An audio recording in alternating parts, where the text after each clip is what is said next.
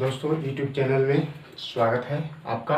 हम लोग पिछले वीडियो में देखे थे पहचान और बनाने का नियम प्रेजेंट इंडेफिनिट टेंस का।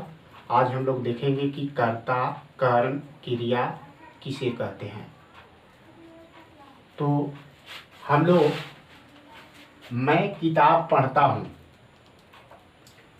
मैं किताब पढ़ता हूँ, तब मैं हो गया कर्ता, किताब कर्म, पढ़ता क्रिया। अब हम लोग देखेंगे ये कि कर्ता आखिर कर्ता ही क्या है, कर्ता किसे कहते हैं, कर्म किसे कहते हैं और क्रिया किसे कहते हैं। तो आइए बारी बारी से हम आप लोग के अच्छे तरीक़ा से समझाने का प्रयास करूँगा कि ताकि आप लोग समझ जाए। तो कर्ता, कर्ता क्या है, कर्ता किसे कहते हैं, तो हमने पहले से ही बना ली थी कि ताकि आप लोगों का समय बर्बाद ना हो। कर्ता, कर्ता का इंग्लिश होता है सब्जेक्ट। कर्ता किसे कहते हैं, जो वाक्य में कार्य को करता है, जो वाक्य में कार्य को करता है उसे हम कर्ता कहते हैं, यानी कि ऑब्जेक्ट। जैसे मैं किताब पढ़ता हूँ, तो इसमें पढ़ने का काम, इसमें पढ़ने का काम कौन कर रहा है, तो मैं, यानी कि कर्ता। जो वाक्य में कार्य को करता है वह कर्ता कहलाता है। जैसे में पढ़ने का काम कौन करता है, तो मैं। दूसरा में चलते हैं कर्म। कर्म किसे कहते हैं, कर्म क्या है, तो कर्म को अंग्रेजी में हम लोग ऑब्जेक्ट बोलते हैं। कर्म वह जिस पर व्यक्ति या चीज पर काम होता है, वह व्यक्ति या चीज पर काम होता है उसे हम लोग क्या कहते हैं, कर्म कहते हैं। जैसे यहाँ पर हमने लिया था कि मैं किताब पढ़ता हूँ, तो पढ़ने का काम किस पर करता है, यहाँ किताब पर। पढ़ने का काम किस पर करता है, किताब पर। तो ये मेरा कर्म हो गया, यानी कि पढ़ने का काम जो हो रहा है किताब पर हो रहा है। चलिए अब देखते हैं क्रिया। क्रिया किसे कहते हैं, तो क्रिया, क्रिया का अंग्रेजी होता है वर्ब।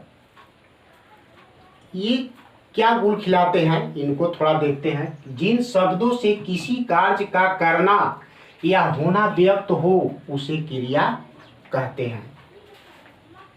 जिन शब्दों से किसी कार्य को या होना व्यक्त हो उसे हम क्रिया कहते हैं। जैसे है कि मैं किताब पढ़ता हूँ, इससे हमको पता चलता है कि मैं क्या करता हूँ, तो पढ़ने का काम करता हूँ।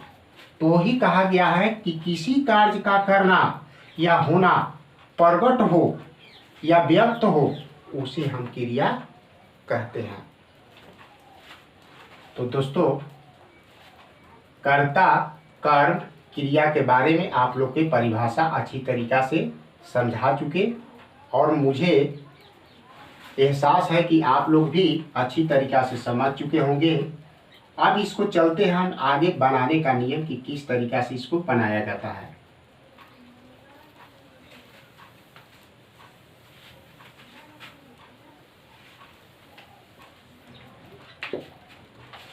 कर्ता को बोलते हैं सब्जेक्ट, ऑब्जेक्ट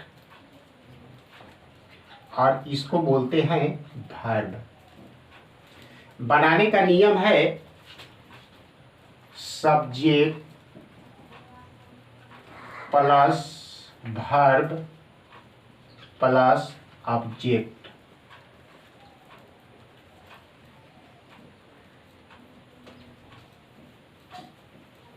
जैसे में यहाँ पर मैंने लिया है उदाहरण कि मैं किताब पढ़ता हूँ, तो सबसे पहले सब्जेक्ट, सब्जेक्ट आपका कर्ता मैं, तो यहाँ पर लिखेंगे आई। उसके बाद वर्ब, तो वर्ब इसमें मेरा क्या है, क्रिया, यानी कि पढ़ता, तो यहाँ पर लिखेंगे कि रीड, आई रीड बुक। कुछ और उदाहरण ले लेते हैं हम लोग। जैसे है कि तुम रोटी खाते हो। यहाँ पे देखिए कॉलम नंबर के सेकेंड कर्ता क्या है, रोटी खाने का काम कौन कर रहा है, तुम। तो यहाँ पहले लिखेंगे यू, उसके बाद वर्ब, क्योंकि यहाँ पर हम लिख दिए हैं क्या लिखना है, सब्जेक्ट के बाद वर्ब, यानी कि ईट ब्रेड। सब्जेक्ट तो मैंने सब्जेक्ट लिखा, वर्ब तो वर्ब लिखा, ऑब्जेक्ट यहाँ पे ऑब्जेक्ट यानी कि रोटी। तो ये बनाने का नियम है सीधा सीधी सिंपल में चलिए। तो नंबर 1, नंबर 2 और नंबर 3 यानी कि बीच वाला को बाहर रख देते हैं। यहाँ पर भी देखिए हम लोग बाहर रखे हैं, जैसे तुम रोटी खाते हो तो यू, इसको हम क्या किए, बीच में डाले और रोटी को बाहर किए। तो ये बनाने का नियम है subject plus verb plus object. तो आप लोग थोड़ा सा और कुछ उदाहरण देते हैं, जैसे है कि राम पतंग उड़ाता है। तो यहाँ उड़ाने का काम कौन कर रहा है, राम, तो यहाँ पर लिख देंगे। लेकिन ये राम थर्ड पर्सन का करता है, इतना भी ध्यान में लगाता। फ्लाई इस लग जाएगा, काइट,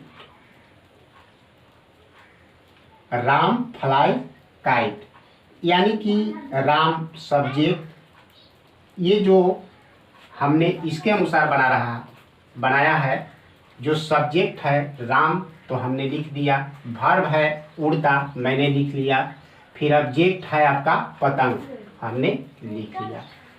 तो हमको उम्मीद है कि आप लोग अच्छे तरीक़ा से समझ लिए होंगे।